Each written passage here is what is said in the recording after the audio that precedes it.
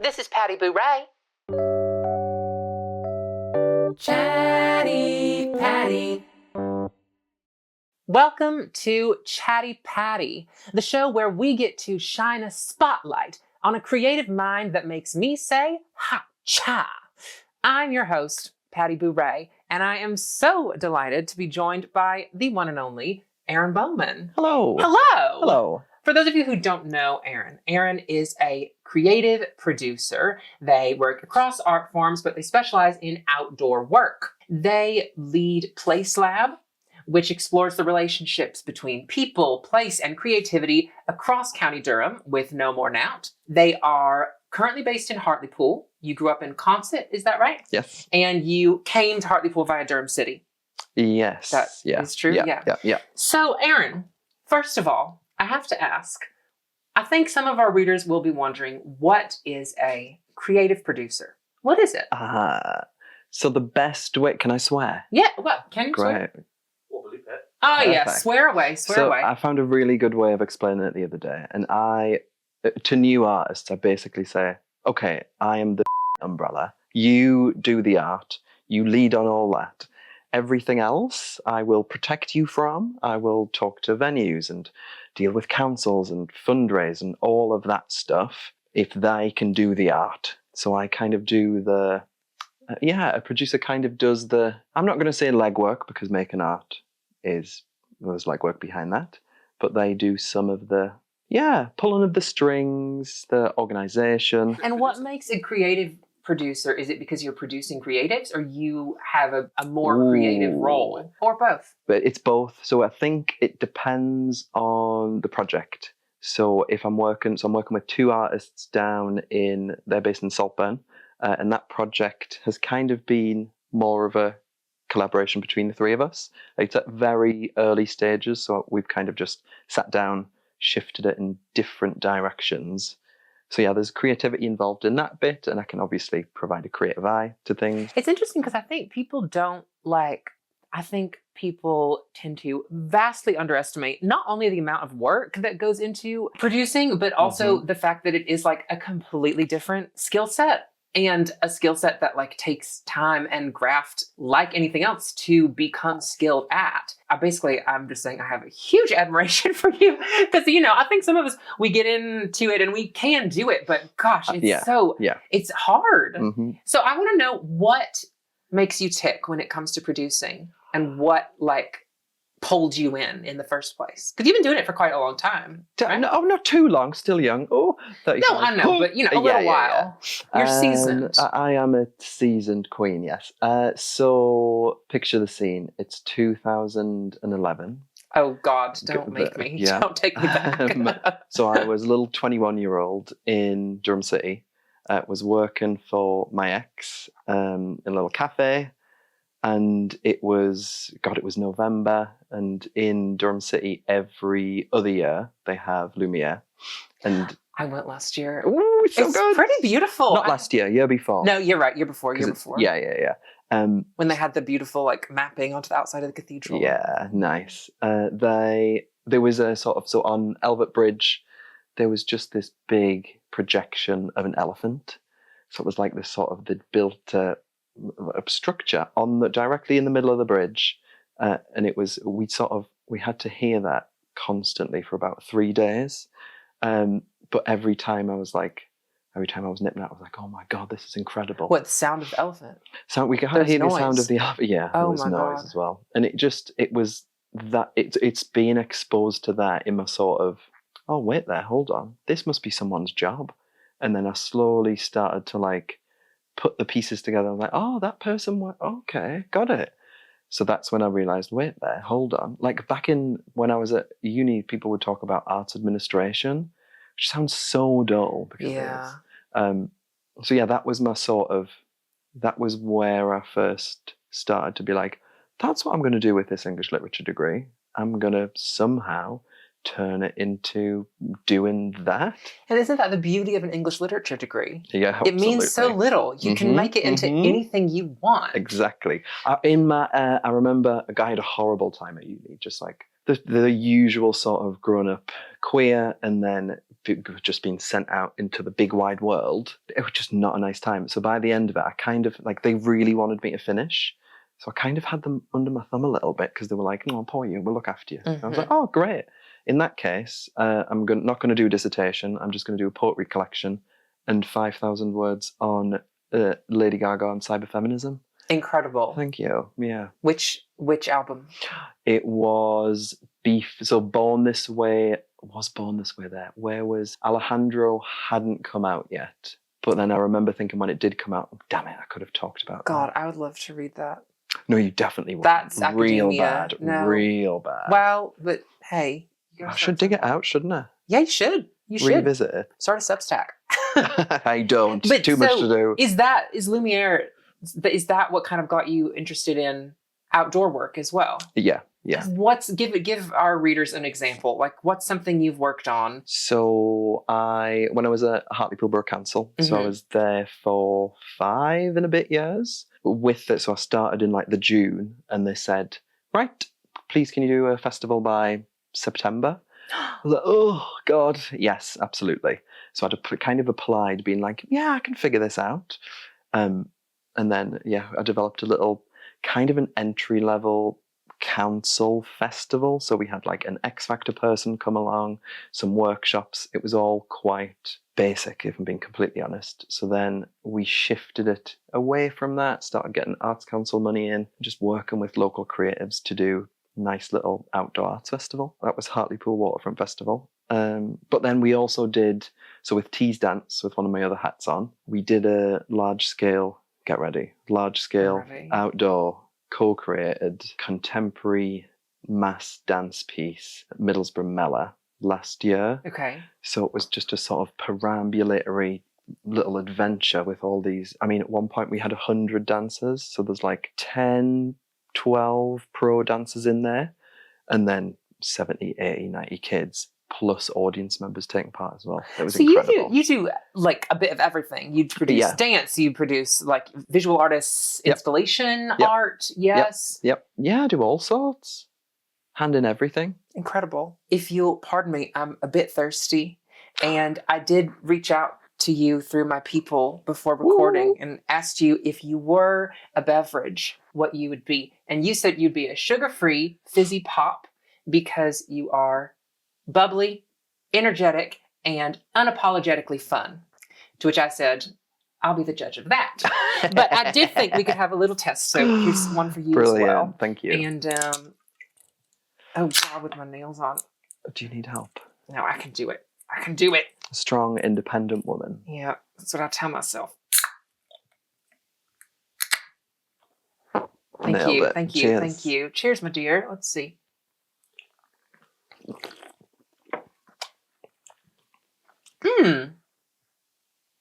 Well, it's got...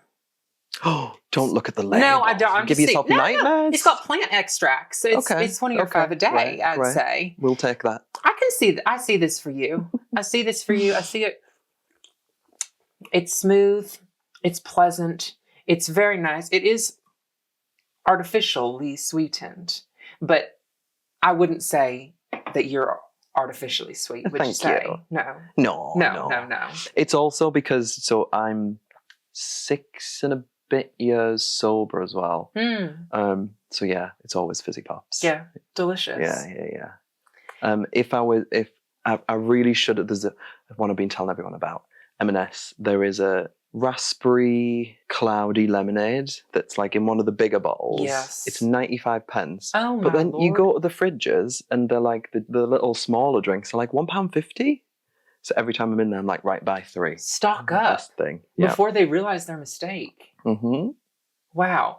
Okay, I know that you are passionate about amplifying local voices, working locally with artists in different places, especially around the Northeast, and about participatory art. When you think about community and the role of art in a community, what does that look like for you? Because I think people often think of this as like, of art as a very individual thing. It's like one person makes it and then you have your own like individual response to it, which is totally, that's also fine. But I think people might be a little bit not so clear on what it means to have community-based art. It's a strange one because often it kind of feels like art by stealth, which always feels a little bit, or has previously felt in my work, in the stuff that I produced, has felt a little bit like that hasn't necessarily sat too well with me. Can you say, what do you mean by that? So it's like, for example, Hartlepool Waterfront Festival. On the face of that, it is just a festival, for like a gathering of people in a place, and then I've shoehorned the creative elements in. But actually, what I've started to do in my work is, rather than it being art by stealth, so hiding the art in these experiences because I believe in the benefits, it's now talking to communities, and the sort of the people that pull the strings is now going into those conversations thinking we have to position art, creativity, culture really centrally in that, because I think for too long people who have worked with communities have done it quite softly, but actually there's something quite powerful about saying hey community of working class people like me, we deserve this too. Like these experiences, the benefits that can come from this can be ours. It doesn't just have to be either looking at art on a wall or sort of sat down. It can be something that is really, that changes your inside, but also your perception of the outside. So it's sort of that. It's participatory, not just come and do, and you are part of a wider piece. It's come and shape the piece, but then also own it. Like, oh God, the conversations I have with people like housing providers, it's like, oh, I'm not a creative person, me. It's like, well, you chose what you're wearing today. Like, that is a creative choice that you've done. Like, when you're thinking, what am I going to get in my head and when I got my nails done? Like, I always think my mum when she's like picking her little like glam nails. I'm like, yeah, that's creativity. That's creative. You know, people think about what they put in their houses, what they put on their table, what they put on their bodies. Yeah, those are all yeah. creative choices. So is that part of what kind of participatory art means for you? Like bridging the gap between like art on the wall and like creative choices that we make in our personal lives, and being like, actually in the middle is this thing that we can all kind of come together and experience art. I think rather than thinking like that, because I'm not the sort of artist making the art, I think about experience a lot. So probably from coming from a sort of, working class background, like you get brought up to be, basically I worked at Tesco for 2 years. So it was like customer service. It was people first. And then after that, working at a cafe, again, people first. So I'm always thinking, when you take part in this, what are the changes that could happen for this person? So rather than it just being that consumption of art, it is the interaction between art and person/people. That makes sense. That makes a lot of sense to me. Makes sense to me, especially as it coming from performance. But I love that you can do that with visual art as well. It doesn't just have to be a performance situation. I would love to know, Aaron, what grinds your gears? Is there anything at the moment that is just really getting under your skin? Quite a lot. Let them have it. So recently I went to a conference on outdoor arts, and it was about the Arts Council sort of tick box inclusivity and relevance bit. And it was one of the most inaccessible things I've ever been to. So they were late letting us in, didn't communicate with any of us. And then, so there was about maybe 200 people in this foyer. So if you imagine it was in a theatre, if you imagine like just before showtime, it was that kind of busy. Just like, absolutely, like, I hate being around people. Maybe I'm neurodiverse. We'll figure that out further down the line. Yeah. Like, hated it. And then we went in and it was just horrible. And all of the conversations, like some really brilliant conversations around stuff like care and global majority artists. So it was in Stoke, and the 3 people that opened it up spoke about class, but there were no other conversations around class in that day. And it was just a sort of, I don't know whether it was a missed opportunity or that it just didn't occur to them that actually this is a conversation we need to be having. There was nothing on sort of intersectionality. So what were they talking about? They talked about how do we as an industry change in order to welcome people that aren't like us. It felt very industry looking, which I get because the people that organise it are a sort of sector support organisation. But I've left feeling so disappointed because you're in Stoke, which has a brilliant CP&P, Creative People Places programme. Like, they get through so many people, like people that haven't engaged with art and culture, taken part, like shaping creativity. Yeah. But then nothing other than this really inspiring set of 3 talks at the beginning, no other conversations around how we work with audiences like that. So what would you say? I mean, I know this is a huge question, but if we could take you to Stoke, put you on the stage, what would you have said to that room? Of artists mostly, I presume? Of artists, sector people, Yeah. Funders, producers, Arts Council people were there. Yeah. I don't think those conversations should be held stage and audience. They should be a group of people, rather. So rather than one person having a sort of, here is my 15 minutes and then over, I think I'd rather have conversations with people rather than sort of going, hey, everyone, we need to support working class people. Because it just talking to people like that doesn't make change. It's the sort of, because class is so, I think as well, class is not uniquely British, but class in this country operates in different ways to others. Absolutely. I think it's not necessarily something that we're still not talking about it enough. Like rates of pay, working for No More Now is great because we're really tight on how we treat artists and how we support them. Yeah, tell our readers a bit about No More Now. Yes, so No More Now is the Creative People and Places programme for County Durham. So it started as East Durham Creates over 10 years ago now, and then Arts Council said, oh, actually, you're doing brilliant work there. Now do the whole county. So it went from a very small area to a very large area. But No More Now focus on left behind communities. So communities that have just had the dropped on them from a high end. So Concert's one of them. The 2 place labs I look after, Peterlee, Stanley, are both left behind. Horrible phrase because they're brilliant places. Yeah. But it's just that for one reason or another, the government, they haven't cared for those people. Like, decisions made there have directly affected people on the ground. It really grinds my gears. So you're like connecting with people in these places and making kind of often large scale work with those communities. Yeah. That is so exciting. Yeah. Anything coming up that you're particularly excited about? Yes. So we've just got off the back of an exhibition called Nana's House. So it is an exhibition, but we haven't said that. We've said creative takeover. So the creative takeover is led by Ruth Flowers, and it's an exploration of the matriarch in Peterlee.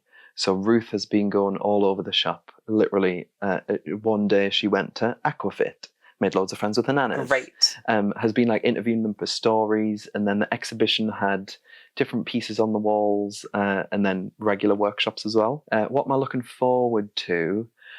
Oh, I am quite interested in, so context. No More Now is held by East Durham Trust, so they sort of do all of the accountancy and stuff.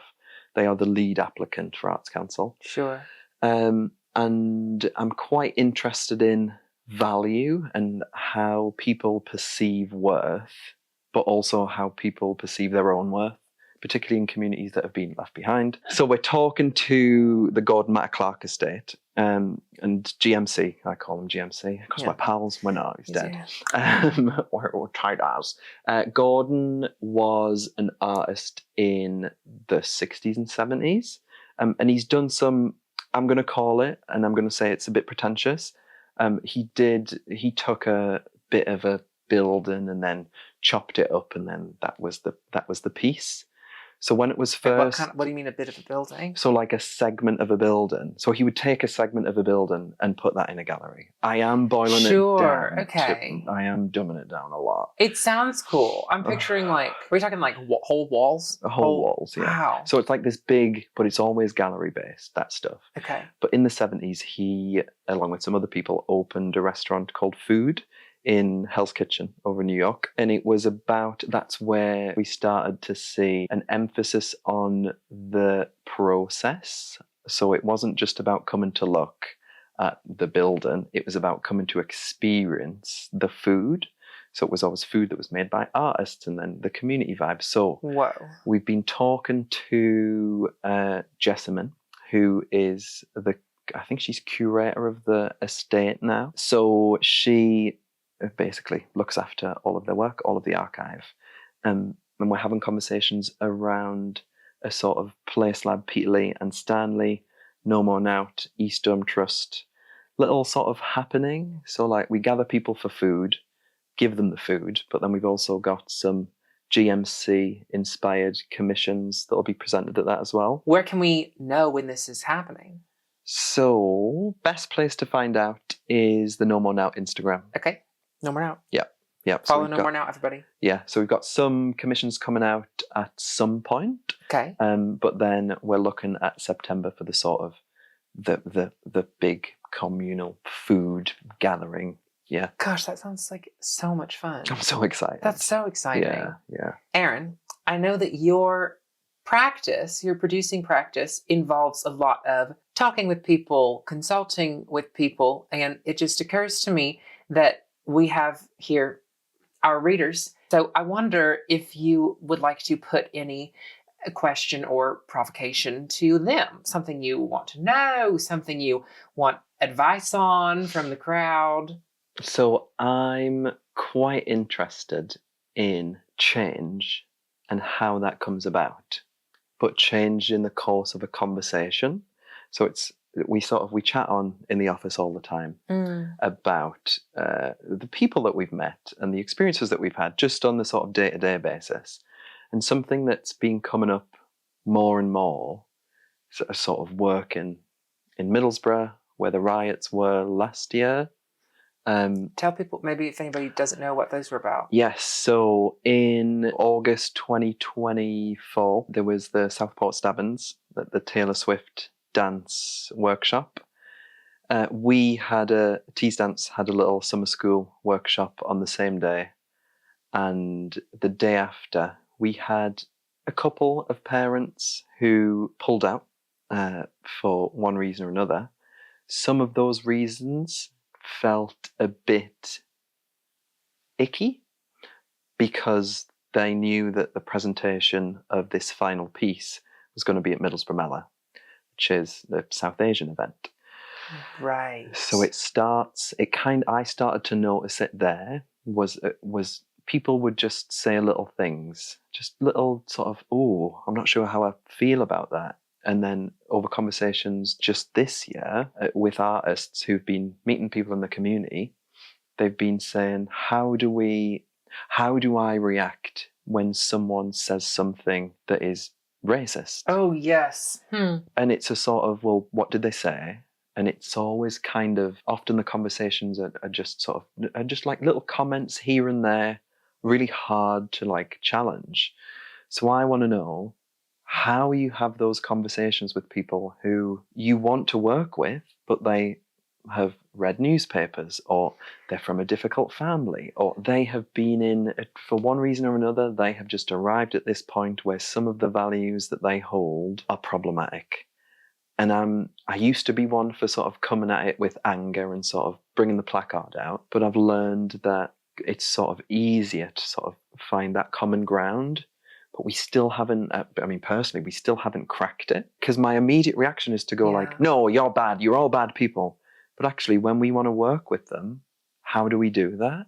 I think that is just the $1 million question, really. Mm-hmm. And it is harder, I think, because they are not bad people often. And I think like listen, I'm not necessarily like anti-echo chamber. I think especially if you belong to a historically marginalized group, like it's really fine just to like be in a, a safe space for it. Like, I don't think you need to like go out there and expose yourself to all the like bile and nastiness the internet has to offer. However, I also think that like I've noticed, you know, with what's going on in both our countries, but especially in the States right now, there's an idea of the Trump voter, for lack of a better word, that's just like just a nasty, like stupid person. And some of them are, but like also a lot of them are just like nice and normal. And I think that makes it so much harder, because then it's like, how do you come at that conversation, and how do you like show someone who would never conceive of themselves as holding these quite upsetting views, that actually the views they hold are not only upsetting, but like actively harming people? I think it's a great question. Readers, if you have any thoughts on that, please just let us know in the comments. We'd love to hear if you've had an experience of having a good conversation with someone where they were able to see a different side of an issue, or if you changed your mind about something. I think changing your mind is underrated, and we should all do it more often. Definitely. So, Aaron, on this show, I'm talking to people from all over the Northeast who are just getting up to stuff that's really exciting to me. And you're from Consett, but you're currently living in Hartlepool. Yes. What is that like? Tell us about Hartlepool. Oh, gosh. So I started working in Hartlepool in 2017 and then moved there in 2020. So left Durham City, came to Hartlepool and sort of found my people again. Oh. Like in Durham, it's kind of like this weird melting pot of local Liberal Democrat Christians and university and people from the pit villages. They're my favourites. And then people like my mum that had come in on like a longer bus. So I kind of found my people, found my groove there a bit, like got a really nice group of friends. But I think going to Hartlepool and seeing just the level of underinvestment, particularly in culture, let's be honest, like the council there doesn't have money. It's just constantly cut. I think we're at a time now where Hartlepool has a real sort of, the individuals are there to sort of start grassroots stuff, and conversations are already taking place away from people like the councils or the combined authority, and it's just a group of sound people coming together to sort of go, how do we like get stuff happening here again? Yeah. So yeah, that's some conversations that I'm part of, which I'm quite excited about. It's a strange place, Hartlepool, because it's a sort of, you don't go there. Like you don't, exactly. Like you don't travel through Hartlepool to get anywhere unless you were going through East Durham or Sunderland to Middlesbrough. The scenic route from Sunderland to Middlesbrough. If you don't have a car. So yeah, it's an interesting place. It has some brilliant open spaces. Great. Like, we did a project that was down on a place called North Gare, it was a bit of sea and it was a bit of sand dunes and a bit of like wildlife trust bit. And then there's a nuclear plant there. And then you've got a steel mill on the other side that was being knocked down because we delivered some stuff there. And then you've got like boats coming in from the Tees. And it's just this, like, you look around and you can see like all this stuff. And then there's the dump. Yeah. Wait, what's it called? Landfill. Landfill. There's a landfill. Otherwise known as the dump. The dump. Yeah. All in this like one sort of, you can see it just stood on the grass. Just turn in a circle. Yeah. Do you see, I mean, as someone who works on quite a lot of work that happens in public spaces, do you, out in the world, do you just see spaces and get excited? An interesting place, an interesting street corner or a field. Yeah. It's started to happen in Stanley as well. Right. So this has never happened to me for a long time, but going into like shops again. Yes. Like a lot of the Stanley work that I've been doing has been around Front Street, which is essentially the high street. And I've sort of been going into places and being like, hold on, you've got a really nice place to like do X, Y, and Z. So now it's started to like morph into the indoor sort of public indoor space where people gather. Yes. Yeah. So that's the sort of, I feel like my practice is sort of coming from like 15,000 fireworks event into like 30 people in a community cafe. That's wonderful. Yeah. I hope that I can be among those 30 sometime. And it just sounds like a really wonderful experience. Yeah, we're having a lovely time. It's interesting what Stockton Council have done. So they've got a really long high street where they've got a surf festival, which is an international outdoor arts festival. It's brilliant. It's one of the other like, wow, I want to do this kind of vibes. They bought one of the shopping centres that they didn't own and then moved everyone out of a one that they did own purposefully to sort of consolidate some of their space. So they've said, right, we're just going to knock all this, it's called Castlegate. We're going to knock Castlegate down and then we're going to build a park from the high street down to the river. But this building just used to be this big sort of barrier from high street to this like really beautiful just like river. Like seeing local authorities make those decisions just gives me hope again. Like, God, yeah, some people do still have the nous to be able to think creatively whilst being high up in a council. Yeah. Like, stuff like that really gives me hope. I would love for you to go into urban planning. Nah. It's very different, but I would love to live in the city that you design. I think it would be great. Aaron, where can our readers find you if they want to keep on top of your various multiple and exciting pursuits? The juggle is real. I am Instagram, AJD Bowman, Aaron Joseph David Bowman. AJD Bowman. That's the one, yeah. And you have a dead sexy website as well. Right? I know. It's real nice. It's real nice. It looks real good. We work with this is a plug because he gave me a really good deal. Steve from Ogre Studio, just a brilliant guy. He looks after all of the comms for No More Nout. Currently has pneumonia. We might have been pushed from a bit. God bless too. Steve. Yeah. Hopefully by the time this is released, Steve will be in excellent health. Yes, I hope so. AaronBowman.co.uk if you want to check out everyone Steve's go work. look at it. It's real nice. And there's some beautiful pictures of some of your work as well, which I think it helps. Like if you're listening, go take a look and get a sense because it's some really cool stuff that you do. Thank you. Thank you so much. I hope y'all have enjoyed this conversation with Aaron Bowman half as much as I have. Aaron, it's been a pleasure. Thank you. I've been Patti Boo Rae. This has been Chatti Patti, and I'll see you next time. Chatti Patti is a podcast from Curious Arts, hosted by me, Patti Boo Rae. The show is edited and recorded by TJmov. TJmov also designed our logo. Production assistance from Max Easter and Rayanne Bose. To see more about what Curious Arts is up to, go to their website, curiousarts.org.uk, or follow them on Instagram at curious_arts. To get more from me, follow me on Instagram @_Patti Boo. Thanks, y'all. Chatti Patti.